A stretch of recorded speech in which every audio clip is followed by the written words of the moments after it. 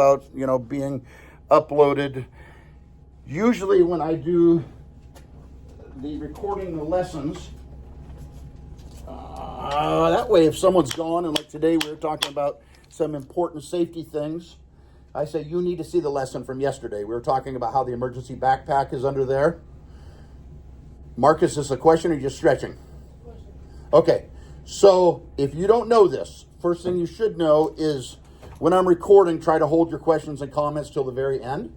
And if you do need something, I say wait till the end, but if it is an emergency, if you don't know that, good. Marcus got both hands up, then that's like, I gotta go. This can't wait. I'll stop that for that if I ever see two hands up. Sometimes we'll be discussing something and someone got a hand up and go, hey, I went to Spokane this weekend. Oh, okay, that's cool, but could you wait for that? So two hands up means this is kind of urgent. Okay, so the Google Classroom, by the end of the week, I'm gonna have a new Google Classroom code up there, and you will be signing into it. For right now, we use this one, CSRREW7, okay? This is the new one I just made this weekend that is gonna be more for CTE, okay? And it is CPT, and I switched codes until they had something with CTE in it, but CPTE, and it's got my initials in there too. PTC, Paul Thomas Carey. EW, E3, okay? If you can write that down by the end of the week, and I'll have it up here on the board here, this is gonna be the new one. The reason I did that is so that you don't sign on to this old Google Classroom code and it says you're missing 100 assignments, okay? So the old one's gonna be archived, but I'm leaving it up for now because there's some things on there, like your first lesson is going to be I said that you could do 3 chapter outlines of your choice. So if you did the ones last year, you don't have to do those this year. You could pick 3 other ones. So ooh, that's not very bright. CPT,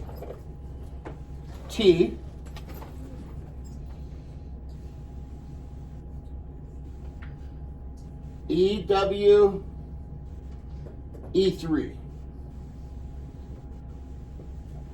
Okay, that's Charlie, Papa, Tango, Echo, Whiskey, Echo, 3. And once you can memorize all of those, it's called the phonetic alphabet, Alpha, Bravo, Charlie, Delta, Echo. We use that in aviation and different things like that, which we'll be doing a unit on aviation. I give you a pick of either one of those magnets over there that has the phonetic alphabet on it, or a fresh $2 bill. If you want to, that's extra credit though. Okay, I throw things like that out for the extra credit. Today's lesson, the target is know and define vocational education. Okay, and then we're going to talk a little bit about what CTE is, and you may learn a thing or two from that. Now, if you can't read this, I can go up here and go control, boom, boom.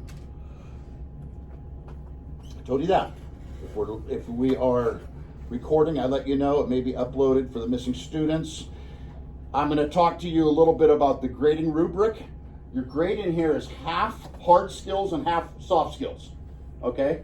Hard skills is like doing the work, the outlines, whatever. You're gonna do a marketing project, so be thinking about what you wanna do for a marketing project. It could be a bit, all eyes up here. Because right now, I'm giving you 100 points for a soft skills grade, 100 points. Just pay attention, you keep that 100 points. If not, you're not paying attention and you lose 5 points a shot, okay? So your grade rubric will be 50% hard skills, the outline, the paperwork, 50% soft skills, okay? And I'm gonna show you a video with all the different CTE teachers at the high school, and one of them is Mrs. Williams, and she says in that video, 93 or 94% of first-time job employees lose their job because of lack of soft skills. And that's exactly what she says. And I go, wow, that's pretty important because we teach so much hard skills. Soft skills are more of those interpersonal skills, like you making eye contact when I'm talking, or you flipping through the book, just kind of looking for something else to be doing. Eyes up here. Eyes on who? I say eyes on who, you say eyes on you, okay? by the end of the week too, you'll have a folder or a portfolio. If you need a folder, like a manila folder, I have a bunch of them over there, and that is going to contain all of your work, your outlines, your drawings, and this. It will all be in that portfolio or folder, okay? Don't lose it. I always say, if you were an architect and someone paid you to design their home or business or whatever, if you designed the whole thing and you drew it all up nice and everything, and they come to get it and you say, I lost it, do you think they're going to pay you?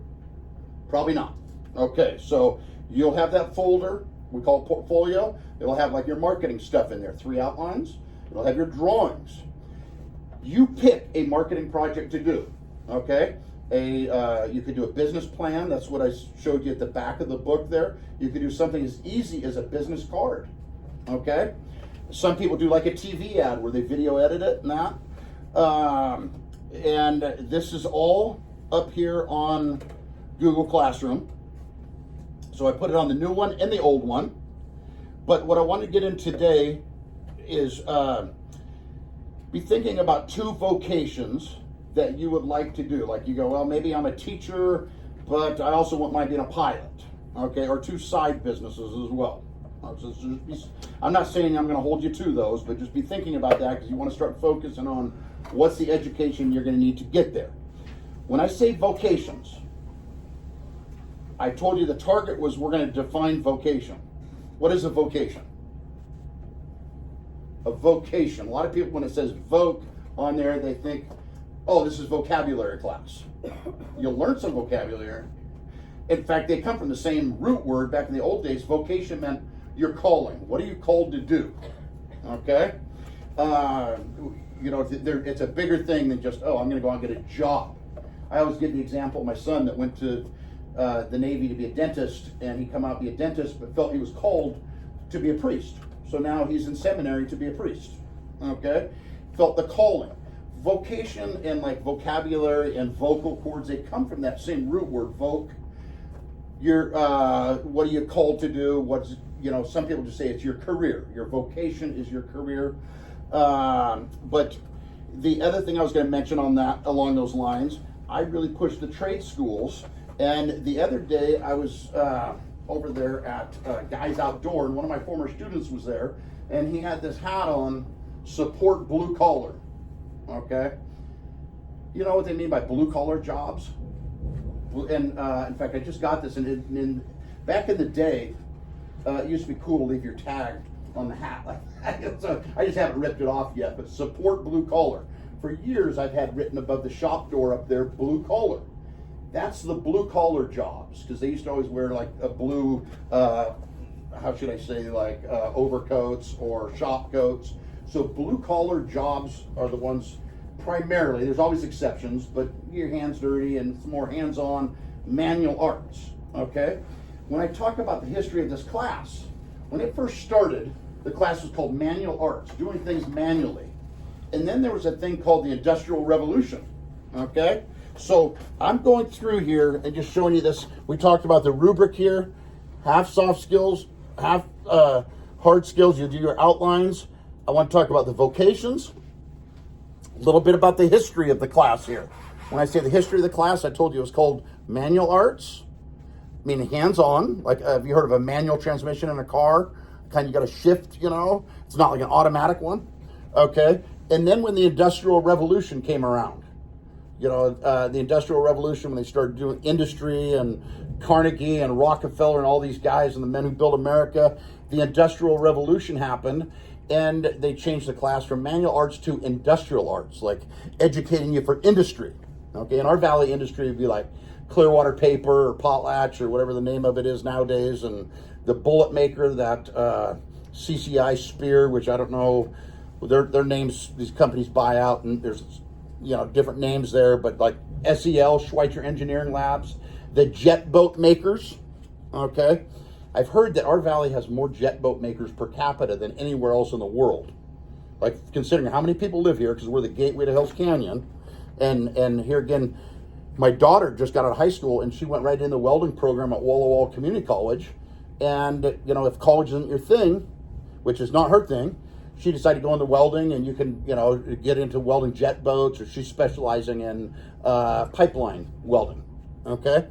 So a little bit of history. It went from manual arts, and then industrial technology when the technology revolution started. We've had these basically three big revolutions in America. The agricultural revolution, where we learned how to grow things. This is on the test, by the way.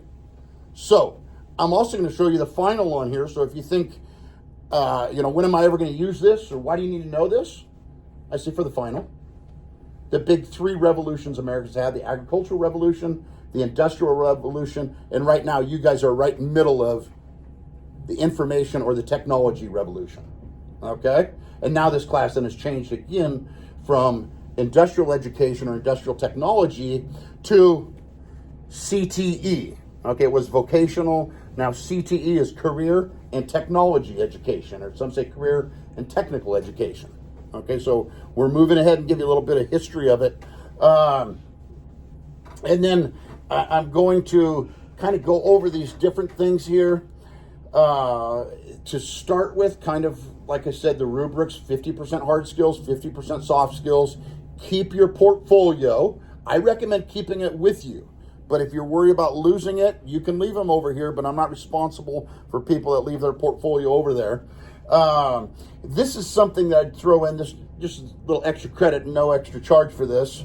The Rubik's Cube, okay? I was talking to the sub who had been here before and said she's having some hard times figuring some things out. And I said, I'm a big fan of the Rubik's Cube. Back when I was smart, I could do this thing pretty quick. But I said, it has a lot of different combinations. 43 quintillion different possibilities.